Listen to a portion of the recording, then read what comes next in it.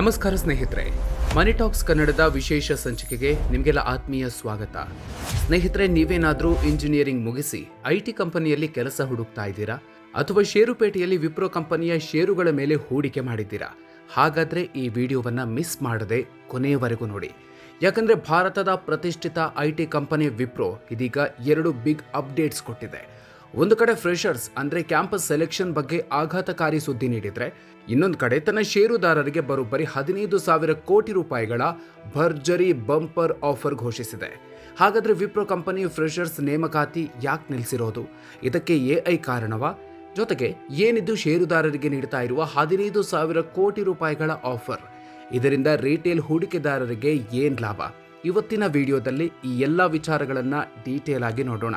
ಅದಕ್ಕೂ ಮೊದಲು ನೀವಿನ್ನು ನಮ್ಮ ಮನಿ ಟಾಕ್ಸ್ ಕನ್ನಡ ಯೂಟ್ಯೂಬ್ ಚಾನಲ್ಗೆ ಸಬ್ಸ್ಕ್ರೈಬ್ ಆಗಿಲ್ಲ ಅಂದರೆ ಈಗಲೇ ಸಬ್ಸ್ಕ್ರೈಬ್ ಆಗಿ, ಹಾಗೆ ಪಕ್ಕದಲ್ಲೇ ಇರೋ ಬೆಲ್ ಐಕಾನ್ ಪ್ರೆಸ್ ಮಾಡಿ. ಕ್ಯಾಂಪಸ್ ನೇಮಕಾತಿ ಇಲ್ಲ, ಐಟಿ ಮಂದಿಗೆ ಬಿಗ್ ಶಾಕ್ ಕೊಟ್ಟ ವಿಪ್ರೋ. ಸ್ನೇಹಿತರೆ, ಪ್ರತಿ ವರ್ಷ ಲಕ್ಷಾಂತರ ವಿದ್ಯಾರ್ಥಿಗಳು ವಿಪ್ರೋದಂಥ ದೊಡ್ಡ ಐಟಿ ಕಂಪನಿ ಸೇರುವ ಕನಸು ಕಾಣ್ತಾರೆ. ಆದರೆ 2026-27ನೇ ಆರ್ಥಿಕ ವರ್ಷಕ್ಕೆ ಯಾವುದೇ ಫ್ರೆಷರ್ಸ್ ಹೈರಿಂಗ್ ಟಾರ್ಗೆಟ್ ಇಟ್ಕೊಂಡಿಲ್ಲ ಅಂತ ವಿಪ್ರೋ ಕಂಪನಿ ಹೇಳಿದೆ. ಹೌದು, ಇತ್ತೀಚೆಗೆ ನಡೆದ Q4 ರಿಸಲ್ಟ್ಸ್ ಪ್ರೆಸ್ ಮೀಟ್ನಲ್ಲಿ ಮಾತನಾಡಿದ Wipro chief human resource officer Saurabh Govil, ಮುಂದಿನ ಆರ್ಥಿಕ ವರ್ಷಕ್ಕೆ ಫ್ರೆಷರ್ಸ್ ನೇಮಕಾತಿಯ ಯಾವುದೇ ಗುರಿ ನಮ್ಮ ಮುಂದಿಲ್ಲ. ಇದು ಸಂಪೂರ್ಣವಾಗಿ ಪ್ರಾಜೆಕ್ಟ್ಗಳ ಬೇಡಿಕೆಯ ಮೇಲೆ ಅವಲಂಬಿತವಾಗಿದೆ. ಪ್ರಸ್ತುತ ಮಾರುಕಟ್ಟೆ ತುಂಬಾ ಏರಿಳಿತಗಳಿಂದ ಕೂಡಿದೆ ಅಂತ ಸ್ಪಷ್ಟಪಡಿಸಿದ್ದಾರೆ. ಹೈರಿಂಗ್ ನಿಲ್ಲಲು ಕಾರಣವಾಯಿತಾ ಎಐ? ಕಳೆದ ಆರ್ಥಿಕ ವರ್ಷದಲ್ಲಿ ವಿಪ್ರೋ ದೇಶಾದ್ಯಂತ ಕ್ಯಾಂಪಸ್ ಮೂಲಕ 7,500 ಫ್ರೆಷರ್ಸ್ಗಳನ್ನು ನೇಮಿಸಿಕೊಂಡಿತ್ತು. ಆದರೆ ಈಗ ಕೃತಕ ಬುದ್ಧಿಮತ್ತೆ ತಂತ್ರಜ್ಞಾನ ಐಟಿ ವಲಯವನ್ನು ಆಳ್ತಾ ಇದೆ. ವಿಪ್ರೋ ಸಿಇಒ ಶ್ರೀನಿ ಪಾಲಿಯಾ ಹೇಳುವಂತೆ, ಎಐ ಕ್ಲೈಂಟ್ಗಳ ಆದ್ಯತೆಗಳನ್ನು ಬದಲಾಯಿಸ್ತಾ ಇದೆ. ನಾವು ಎಐ ಫಸ್ಟ್ ಪ್ರಪಂಚದಲ್ಲಿ service of A software model ಕಡೆಗೆ ಶಿಫ್ಟ್ ಆಗ್ತಾ ಇದ್ದೀವಿ. ಇದರ ಅರ್ಥ ಮ್ಯಾನ್ಯುವಲ್ ಆಗಿ ಮಾಡ್ತಾ ಇದ್ದ ಅನೇಕ ಕೆಲಸಗಳನ್ನು ಈಗ ಎಐ ಮಾಡ್ತಿದೆ. ಹೀಗಾಗಿ ಹೊಸಬರ ನೇಮಕಾತಿಗಿಂತ ಇರುವ ಉದ್ಯೋಗಿಗಳನ್ನೇ ಎಐ ತಂತ್ರಜ್ಞಾನಕ್ಕೆ ತಕ್ಕಂತೆ ಅಪ್ಗ್ರೇಡ್ ಮಾಡಲು ಕಂಪನಿ ಒಲವು ತೋರಿಸ್ತಾ ಇದೆ. ಪ್ರಸ್ತುತ ವಿಪ್ರೋದಲ್ಲಿ ಒಟ್ಟು 2,42,156 ಉದ್ಯೋಗಿಗಳಿದ್ದಾರೆ. ವಿಪ್ರೋ ಷೇರುದಾರರಿಗೆ 15,000 ಕೋಟಿ ರೂಪಾಯಿಗಳ ಬಂಪರ್ ಆಫರ್. ಸ್ನೇಹಿತರೆ, ಒಂದೆಡೆ ನೇಮಕಾತಿಯಲ್ಲಿ ಶಾಕ್ ಕೊಟ್ಟ ವಿಪ್ರೋ ತನ್ನ ಷೇರುದಾರರಿಗೆ ಮಾತ್ರ ಭರ್ಜರಿ ಆಫರ್ ಘೋಷಿಸಿದೆ. ವಿಪ್ರೋ ಬೋರ್ಡ್ ಬರೋಬ್ಬರಿ 15,000 ಕೋಟಿ ರೂಪಾಯಿಗಳ ಬೃಹತ್ ಷೇರು ಬೈಬ್ಯಾಕ್ ಪ್ರೋಗ್ರಾಂಗೆ ಗ್ರೀನ್ ಸಿಗ್ನಲ್ ಕೊಟ್ಟಿದೆ.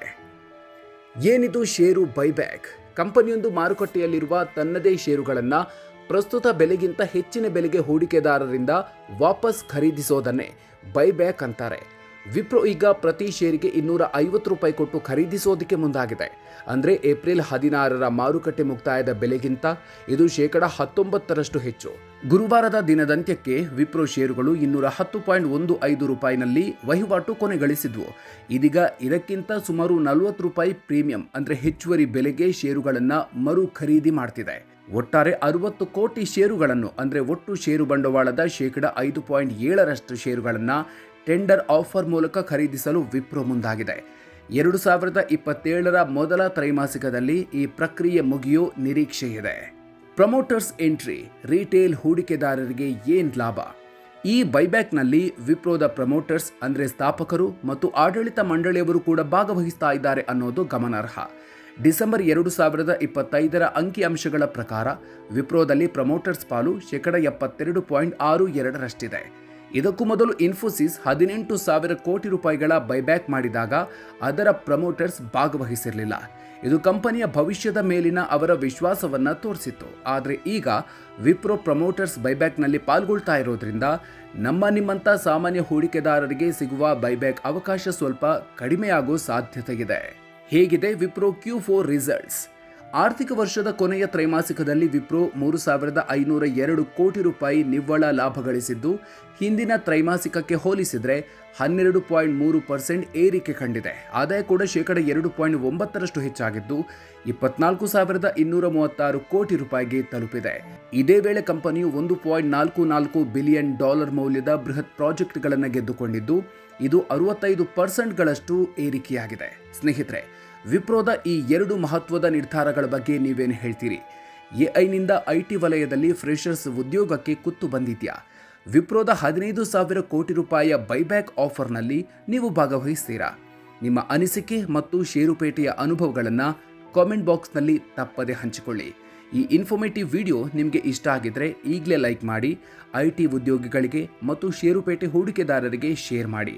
ಆರ್ಥಿಕ ಮತ್ತು ಷೇರುಪೇಟೆಯ ಲೇಟೆಸ್ಟ್ ಅಪ್ಡೇಟ್ಸ್ಗಳಿಗಾಗಿ ಮರೆಯದೇ ನಮ್ಮ ಮನಿ ಟಾಕ್ಸ್ ಕನ್ನಡ ಯೂಟ್ಯೂಬ್ ಚಾನಲ್ಗೆ ಸಬ್ಸ್ಕ್ರೈಬ್ ಆಗಿ.